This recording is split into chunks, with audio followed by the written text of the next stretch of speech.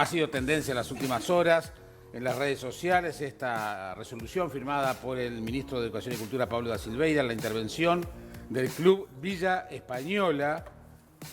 Según afirma el ministro, no se dieron las explicaciones adecuadas por parte de la institución tras la denuncia de varios socios activos que se presentaron justamente ante el Ministerio de Educación y Cultura, que es quien debe autorizar y fiscalizar el desempeño de las asociaciones civiles sin fines de lucro, en este caso la Asociación Civil Club Social y Deportivo Villa Española. La resolución, justamente al no haber habido adecuadas explicaciones, según indica la resolución, se resuelve desplazar a sus autoridades por el término de hasta 6 meses, contados a partir de la toma de posesión del cargo por parte del interventor designado. Esta resolución está vigente, fue firmada por el ministro el 21 de junio pasado. La denuncia fue presentada por socios activos de la institución que denunciaron la ocurrencia de apartamientos estatutarios por parte de las autoridades de la entidad, tales como incumplimiento de resoluciones de asamblea, vicios formales en la convocatoria de las mismas, confección de actas, falta de confección de las actas, también no realización de elecciones, manifestaciones políticas e inexistencia de una comisión fiscal en funcionamiento, entre otras irregularidades. Y ahí que estamos viendo. Ahí estamos viendo los tweets del ministro justamente de Educación, Pablo da Silveira, que decía que el MEC no actúa si no hay denuncia, justamente por la polémica que se generó tras esta decisión que comunicaba Jaime. Decía que el MEC no actúa si no hay denuncia, que no se evalúan conflictos internos, ni intenciones, ni orientaciones políticas, solo se verifica si se está cumpliendo o no el estatuto, y esto justamente es cometido de este ministerio. Y dice que en el caso de Villa Española se enunciaron numerosos apartamentos y el MEC encontró justamente todas estas irregularidades que tú detallabas. Así que ahí explicaba en estos tweets bastante detallados el ministro la situación que se está viviendo allí. Hay un interventor designado que, bueno, tendrá 6 meses de trabajo, va a convocar a nuevas elecciones y el ministro lo que hace justamente es salir en respuesta a lo que también ha generado una cantidad de manifestaciones en redes sociales, en la medida en que ustedes recordarán que en algún momento el equipo, creo que fue el 21 de mayo, en torno a la marcha del silencio, creo que fue en ese momento cuando, o el Día de los Derechos Humanos en diciembre del año pasado, con una pancarta vinculada al tema de derechos humanos, había despertado también algunas críticas, también manifestaciones de apoyo, y se acusa al Ministerio de Educación y Cultura por parte de la oposición y también en las redes sociales de tomarse como si fuera una vendetta, ¿no? Claro. A eso hace referencia el ministro esta intervención. Pero por lo pronto, formalmente lo que hubo fue un pedido de socios de plantear el tema en donde corresponde, que es justamente la Oficina de Asuntos Legales y Constitucionales del Ministerio de Educación y Cultura, que es a quien le corresponde justamente analizar, primero autorizar las asociaciones civiles, claro, de todo tipo, desde organizaciones sociales, sindicatos. Cuando se habla de la personería jurídica es justamente ante este ámbito donde se presenta, y por el otro lado también lo que significa el análisis de un interventor que trabajará durante 6 meses. La propia institución deberá abonarle sus honorarios y bueno, veremos cuál es la resolución que tomará más adelante. Es un tema que obviamente recién empieza. Vamos a cambiar de tema. Martín decía que vamos a hablar mucho de aviones en este programa. Vaya que en los últimos días, en las últimas 2 semanas por lo pronto, se ha hablado mucho de este famoso avión iraní-venezolano, como se le ha denominado. Inclusive provocó la visita del ministro de Defensa Nacional, Javier García, al Parlamento, convocado por una comisión del Senado de la República. Vamos a enterarnos cuál es la evaluación que hoy se hace desde el gobierno de todo lo actuado y fundamentalmente cómo se viene analizando lo nuevo que se va sabiendo, porque en realidad se va sabiendo cada vez más, como lo hemos venido informando aquí en el programa. Ministro García, bienvenido, ¿cómo estás? ¿Cómo están ustedes? Buen Un día, gusto Jaime. recibirte. ¿Tiene corbata? ¿Tiene corbata? Hoy es viernes, Nico Jiménez. Muy bien. Y vos no tenés ni Buena camisa. buena Él no tiene ni camisa, mirá, está de remera. Sí. Bueno, ministro, el otro día leía una declaración que no sé si fue en la conferencia de prensa o posterior. sobre todo a la luz de los hechos, que Uruguay estaría en un gran lío si no hubiera tomado si hubieras tomado la resolución que tomaste en su momento, ¿no? Tremendo lío, ¿no? Pinta cada vez peor, además. Claro, más de 15 días que estaríamos con un avión Y hablando. allí en aeropuertos, juzgados, citaciones, agencias internacionales. Y todo eso lo evitamos, ¿no? Lo miramos a una distancia relativa aquí en Argentina, pero calquen lo que está pasando en Argentina iba a pasar acá, porque es lógico que las empresas que no le cargaron combustible en Buenos Aires no le iban a cargar acá. Pido perdón por la fuente que voy a citar, A ver. pero Luis Delía, dirigente argentino, dice que todo este lío lo empezó Uruguay con la resolución de no dejarlo ingresar al país. Lo tomo como una condecoración. Pero dijo, lo que pasa es que los servicios de inteligencia israelí, el Mossad, le vendió carne podrida, SIC, textual, a Uruguay y Uruguay compró. Yo tomo como una condecoración no por la persona, sino que el gobierno uruguayo haya evitado. Si somos responsables de esto, quiere decir que actuamos con la certeza necesaria y con la rapidez para evitar un problema. Y eso habla bien del país. Porque estas cosas se miran a nivel internacional, obviamente está todo el mundo mirando allí y ven cómo nuestro país reaccionó con rapidez, con seriedad y con responsabilidad. Está bien, pero esta decisión está enmarcada en algún manejo vinculado al espionaje, al terrorismo. Y ahí voy a lo otro, es decir, ¿por qué actuamos así? Porque ante una información seria brindada por un país hermano y serio como es Paraguay, teníamos dos caminos. O usted valora la información o tú desprecias la información. Si la hubiéramos despreciado, mira el lío en que estamos. Valorarla significa decir, bueno, a ver, la información proviene de una fuente seria y en virtud de esa información actuamos. En estas cosas siempre es mejor, por lo menos es el criterio que yo llevo, siempre es mejor actuar con exceso de celo que con imprevisión, porque después hay que arrepentirse. Antes uno puede decir, bueno, se previó sin consecuencias, pero cuando uno no prevé, luego el problema es que se lamente por no haber actuado como se corresponde. La información que llevó justamente a tomar estas decisiones tenía que ver con la procedencia del avión o de estos antecedentes que luego salieron a la luz. Sí, con los antecedentes vinculados a este avión en actividades previas vinculadas en soporte logístico a organizaciones terroristas. Claro. Y esa es la información que valoramos con un avión que cuando me llamó el ministro Heber no sabíamos si ya había salido, porque aparte pasó una cosa, claro, después uno empieza a profundizar en la información y ve detalles que no conocía en ese minuto, en ese segundo. Pero vemos que ese avión se apuró a salir de Buenos Aires, pidió para salir antes de la autorización que tenía para salir, y lo que nos enteramos luego, y es que después de estar tripulaciones transoceánicas que vuelan 10, 12, 14 horas, después de estar dos días descansando en un hotel en Buenos Aires, se suben a un avión, cruzan 30 minutos y tienen que descansar. Y ya ahora nos vamos a quedar hasta el otro día porque hay que descansar. Muy llamativo.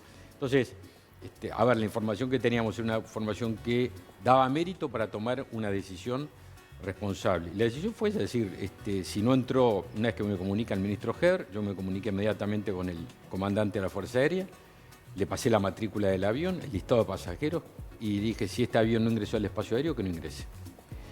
Siempre y cuando no exista una alerta por un tema humanitario. ¿Qué es lo que acusa Venezuela? Y lo que demostramos claramente que no era así, que era falso. Claro. Primero porque hay normas internacionales que establecen que un avión cuando sale tiene que tener el combustible necesario para no solo el origen, que es obvio, pero grullo, sino también para un aeropuerto alterno que se llama, que en este caso era Buenos Aires, sale de Buenos Aires y el alterno del plan de vuelo era Buenos Aires, y que fue a donde el propio avión dijo que iba a ir si, yo qué sé, por niebla no podía aterrizar en Montevideo. Fue el mismo lugar que el avión había fijado su plan de vuelo que iba a ir si pasaba alguna circunstancia que no podía aterrizar en Montevideo. Más tiene que tener combustible para 45 minutos más de vuelo en velocidad crucero. Este avión, según la propia Venezuela, llegó con 17.000 litros, que en este avión aproximadamente es 1 hora 10 de vuelo más. Pero aparte están, por eso proveí de los audios de cabina con el controlador aéreo para ver que es una conversación absolutamente normal. Sí. Hasta da la impresión de que no lo sorprendió mucho que no lo dejáramos entrar. Sí. Porque si usted escucha, no fue aquello de Oh, qué sorpresa. Bueno, dígame cómo está el tiempo en Buenos Aires para volver. Fue así la conversación, sí, tal ¿no? cual. Ustedes lo escucharon. Lo que Mucha también- sorpresa no había. Por un lado, la oposición salió de la comisión bastante conforme con las explicaciones, por lo menos en ese momento. Después se ha ido también avanzando y se menciona que se ha ido actuando a base de sospechas y no de certezas. Y ahí inclusive está el ingrediente de las declaraciones del ex canciller hablando que Nino Boa diciendo que la derecha está viendo fantasmas de terrorismo donde no los hay. Está claro que si hubiera sido por Nino Boa, bien lo teníamos en Carrasco. Pero aparte, a ver, qué razonamiento tan particular. ¿Y usted qué, Jaime? Él tiene una llama, le dice un avión viene en vuelo. Usted le dice, no, que se detenga en el aire y voy a hacer un Ateneo. Voy a juntar a los especialistas, a hacer un Ateneo y consultar a ver si debe bajar o no debe bajar. Gobernar es decidir y asumir responsabilidades que yo asumí. Porque el avión está en el aire, hay que resolver. Usted no puede hacer a llamar a los analistas, Ateneos, cosas, y empieza a dar vuelta y mañana le contesto. Solo con irresponsabilidad y con frivolidad se puede decir esas cosas. Me suena aquí el famoso ¿por qué no te callas? ¿No? Qué oportunidad perdida de no confirmar hablando lo que uno suponía cuando estaba callado. Que involucra a Venezuela también, el por qué no te callas. También. Ministro, vamos a escuchar simplemente los audios, claro. porque ya que el ministro hacía referencia a ella, capaz que algunos oyentes, algunos televidentes no lo tienen claro. Buenas tardes, Echo Sierra Uniform 9219, radar contact, climbing 2240. Apparently there's a problem with your permit to enter Uruguayan airspace.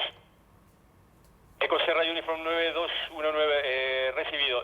Sí, le recibí la información de que no pueden ingresar hace unos minutos solamente. Estoy coordinando y ya le confirmo. En principio, manténgase en órbita en Dorvo y ya le confirmo para continuar. Bueno, Comando de Defensa Aérea Uruguayo no le autoriza el ingreso al espacio aéreo uruguayo. Usted confírmeme si retorna a Ezeiza o cuáles son sus intenciones. ¿Puede coordinar con nosotros, con Ezeiza para retornar? Ahí es cuando dice Sí, exactamente. correcto. Estamos en comunicación con ellos. Por ahora ponga rumbo a La Plata. Vio la naturalidad del comentario, Sí, ¿no? sí, vuelvo a Ezeiza. Vuelvo a Seira, cuénteme si hace frío. Pero aparte agrego, antes que Martín, que tenía una pregunta pendiente recién, agrego algo que me parece importante. ¿Cuál es la sospecha que está analizando la justicia? Después veremos. La sospecha es terrorismo, o soporte, o vinculaciones. Y el terrorismo no es algo para tomar con banalidad, ni algo que uno mire así a la lejanía, pasa del otro lado del mundo. El terrorismo lo tuvimos a 30 minutos de acá, hace unos años, y mató a más de 100 personas. El terrorismo que voló la Embajada de Israel y de la AMIA. Y quizás muchos despertamos en esta parte del mundo, en este barrio del mundo, que el terrorismo no tiene fronteras. Está acá. No. Entonces, Y justo justamente, ha despertado estos mismos fantasmas este mismo hecho. y una de las características del terrorismo es la sorpresa, porque eso Esa es la aumenta gracia. el terror, Claro. ¿no? El impacto. Entonces, nosotros inscribimos, y ya estaba en el anterior decreto también, en nuestro decreto de política de defensa de diciembre de 2020, inscribimos como amenaza, una de las amenazas del Uruguay, el terrorismo, la amenaza terrorista, que es no solo el acto terrorista, es también los actos preparatorios, la inteligencia, la logística, la información. Y uno tiene que estar alerta. Si una democracia actúa con ingenuidad, puede pagarlo muy caro. Nosotros tenemos una obligación institucional de no ser ingenuos y no actuar en forma A veces, imprevista. a veces nos creemos que estamos en una aldea y que aquí no pasa nada. Quizás hasta que pasó lo que pasó en Buenos Aires, también nos pensamos que eso no seguramente. sucedía, que era una cosa que se veía lejos. No, acá. Entonces, por eso le escribimos y por eso nosotros tenemos una obligación que es garantizar en todo su margen posible, garantizar la seguridad del Uruguay y de los uruguayos. Y si usted tiene información seria y no le da bolilla, es un irresponsable.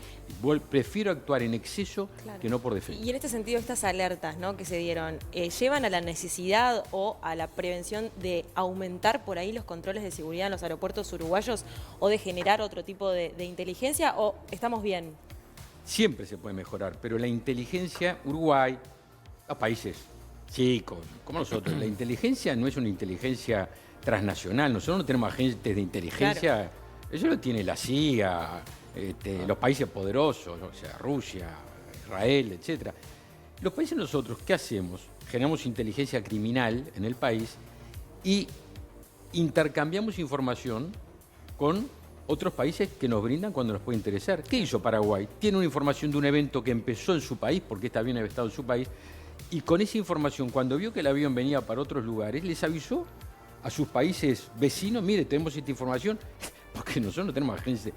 Una tontería decir lo que se dijo, ¿no? Es como si Uruguay tuviera gente de inteligencia en Paraguay, en Argentina, en Brasil, en Estados Unidos, en Rusia, en Alemania. Sí, pero acá, justo hace inteligencia acá y recibe, porque esa es la clave de los sistemas de inteligencia. La coordinación, claro. Y esa clave es muy importante para las democracias. Por eso el primer instrumento para prevenir este tipo de cosas son democracias fuertes, sólidas, instituciones que tengan bien claras sus obligaciones y que utilicen sus obligaciones para defenderlos a ustedes. La primera clave y los primeros ámbitos de propagación de esto son países donde no existe la democracia, países autoritarios. Martín. No, justamente iba a preguntarle al señor ministro eso, ¿no? Hay un cortocircuito desde hace tiempo entre la CIA y el Mossad, ¿no?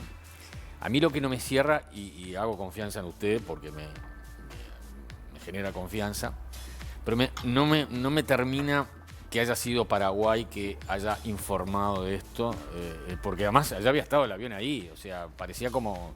Se avivaron después de que el avión, que había estado en Ciudad del Este, y les avisaron a ellos. ¿Fue Paraguay o fue directamente o cualquiera de las dos agencias, la CIA o el A mí me Mossad? llegó Martín por intermedio del ministro Heber y yo leí en la comisión del Senado. No es por hablarlo de Delía, ¿no? ¿Cómo? Delía, lo que saca Delía y el invento de Delía, o qué sé yo, viene por ese lado. ¿Entiende de que...? A ver, dos cosas. A mí me llega por intermedio del ministro Heber y luego tengo el documento que el ministro me proporcionó y que leí parte sustantiva, la que más me importaba o no se importaba en la comisión del Senado de Paraguay. Pero el propio ministro que se llama ministro de Seguridad o ministro de Inteligencia de Paraguay dijo que recibió información de agencias extranjeras. Después de que el avión se... Sí, no sé si después o antes o ahí, pero que información que ellos tenían también venía, porque es normal. ¿Cómo va a descartar? No se puede descartar eso. Es parte de la normalidad de cómo se trabaja, se recibe información, se evalúa esa información y si es seria, se provee a aquellos que pueden, y sensible a aquellos que pueden necesitarla desde el punto de vista de la seguridad. Paraguay nos dio a nosotros esa información porque podía interesarnos. ¿Se la dio a Argentina también? Bueno, yo eso no puedo saberlo, salvo lo que he escuchado públicamente que sí, pero no puedo saberlo, Bien. no me corresponde. ¿Todo este tema en Uruguay está cerrado? En Uruguay, como lo evitamos, no es un tema nuestro. Ahí está lo importante del tema. Porque hoy podría ser hace 15 o 20 días un tema central. Es notable porque a mí me convocan al Parlamento y me critican porque no lo dejé aterrizar. Pero pierda cuidado que si lo dejaba aterrizar también me llevaban y me convocaban, ¿no? Porque lo dejé palo porque bogas y porque no Claro. bogas palo, ¿no? Tuvimos un avión venezolano hace unos años también ahí clavado en el aeropuerto, que fue raro, ¿no? Hace 2018, 19 por allí. Exactamente, ¿no? Que nunca se Nosotros supo. ejercemos- Nunca se supo que hacía ese avión acá, ¿no? Y las críticas que recibimos en buena medida, yo lo dije públicamente. El régimen de Venezuela debería enterarse que acá hay un gobierno que ejerce la soberanía a pleno. Pero aparte una cosa muy particular, que la dictadura de Venezuela intente darnos clase de derechos humanos es una cosa... Si no fuera una cosa muy grave y muy seria, sería un chiste humor negro. Sí, claro. Cambiamos de tema. El lunes va a haber Consejo de Ministros, ya lo anticipó el presidente de la República, ya casi que en los descuentos, un par de días antes, para entregar la rendición de cuentas. ¿Cuál va a ser el presupuesto para Defensa Nacional? ¿Va a haber un aumento? ¿No va a haber un aumento? ¿Estás conforme? Si tú me decís, Jaime, porque ya empezamos en la ley de presupuesto y en la rendición de cuentas anterior, a otorgar, vamos a hablar del tema salarial, ¿no? Sí, claro. A otorgar partidas especiales e incrementos salariales, que si tú me decís, bueno, pero con eso está conforme, yo con sinceridad te digo que no estamos conformes. Fue lo que pudimos en una circunstancia particular. Y en virtud de eso es que el Ministerio de Defensa, trabajamos con el equipo allá en el Ministerio, hicimos una propuesta hace ya unos cuantos días atrás al Poder Ejecutivo, al Presidente de la República y al Ministerio de Economía, para incluir partidas salariales de aumento en el personal subalterno y en los primeros grados, los más inferiores de la escala de personal superior, los oficiales. Y eso está a consideración del Poder Ejecutivo, como bien decís tú, la semana que viene le daremos cierre. Así que me adelanto una posible pregunta, ¿qué tipo o qué cantidad o cuantificarlo? Digo, por ahora no. porque lo que va a importar es lo que salga del Poder Ejecutivo. Pero nosotros tuvimos la iniciativa de remitir esa propuesta de partidas incrementales por una sencilla razón. El soldado es el funcionario público más postergado de la administración y es el funcionario público al que primero recurrimos todos los gobiernos cuando la papa quema. Y justamente por eso, este aumento, este posible aumento, puede tener que ver con pedirle otro tipo de tareas de apoyo, por ejemplo, a la seguridad interior, en momentos donde el tema seguridad es un tema sensible. Si fuera por eso no sería un aumento, porque si fuera por eso, por tareas que se agregan. Y lo proponemos porque se lo merecen por las actividades que hacen hoy, que han hecho y que ha llevado por diferentes circunstancias de que no se ha considerado el soldado como un servidor público que merece una retribución acorde con lo que se le pide. Te pregunto. Pero no es tema del pasado, es tema de tirar para adelante. ¿Se le pueden pedir nuevas tareas?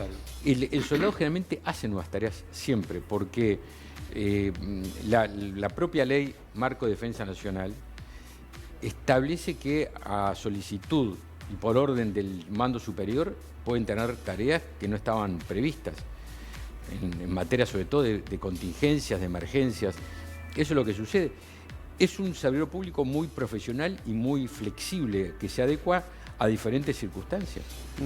¿Y entonces, sigue siendo seguro de paro, ¿cómo? ministro? ¿Sigue siendo una suerte entiendo. de seguro de paro? No, obviamente el soldado, eso se ve en la dinámica de reclutamiento, tiene un vaso comunicante directo con alguna industria, por ejemplo con la construcción. Claro. Cuando hay mano de obra creciente en la construcción, hay menor reclutamiento en la Fuerza Armada. Es un vaso comunicante lineal, bueno, y viceversa. Es un buen termómetro social, digamos. Exactamente, Claro, sí. exactamente. Y nosotros tenemos un reclutamiento importante y tenemos una rotación importante. Por eso que también el salario hace a que esto sea así. Porque el vaso comunicante es que muchas veces cuando hay acá termina siendo como el último reducto. Y nosotros vamos a incluir, no viene directamente a lo que tú planteabas, pero quiero incluirlo, notificarlo acá. Nosotros en el proyecto de reforma de ley orgánica, que seguramente en los próximos días vaya al Parlamento, vamos a hacer una modificación con un requisito para el ingreso que está incluido hoy, que puede parecer contradictorio, para nosotros nos parece importante y estamos convencidos de ellos. Hoy para entrar se requiere tener terminado el ciclo básico, aunque se puede ingresar con primaria completa y después completarlo. Y nosotros vamos a llevarlo a primaria completa. ¿Por qué? Porque no queremos dar a nadie por perdido. Y las Fuerzas Armadas son lugares de formación, donde se adquieren idoneidades, donde se adquiere una cultura del trabajo, de la disciplina, de valores, que puede servir de plataforma, puede servir de trampolín para gente que viene sexto año de escuela hoy en día, en el siglo XXI, están en el límite de... bueno, para que pueda adquirir conocimientos. Y incluimos la obligación a que deba estimularse el completar la formación. No queremos dar a nadie por perdido. ¿Y hay presencia de ciudadanos inmigrantes que se están involucrando en en muchos sectores productivos del país? Sí, actualmente la ciudadanía legal es el requisito, nosotros vamos a plantear la ciudadanía natural. Bien. Bien. Ministro, muchas gracias. Seguiremos conversando. Cuando ustedes quieran, buen fin de semana. Igualmente. Gracias por la Qué invitación. amable Gracias. por venir. Qué amable.